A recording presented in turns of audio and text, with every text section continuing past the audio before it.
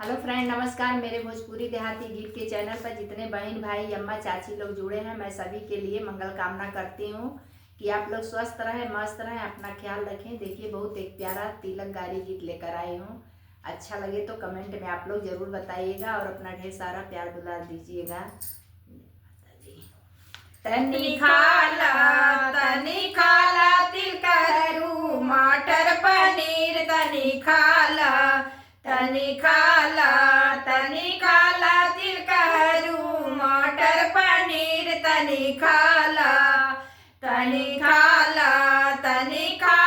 तिल करू मटर पनीर तनी खाला। बाटे बफर सिस्टम जनी कर सरम मिली पूरी गरम तनी खाला तिल करू मटर पनीर तनी खाला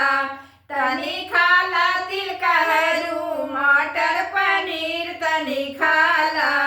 कहीं लिट्टी रखल बा कहीं चोखा रखल बा, तोरे दीदिया के गरम समोसा रखल बा तनी खाला ये समझी मटर पनीर तनी खाला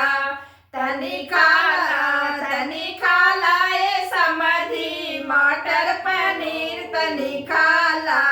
कहीं दाल रखल बा कहीं पुलाव रखल बा, तोरे दीदी कर काटल सलाद रखल बा तनी खाला ये समझी मटर पनीर तनी खाला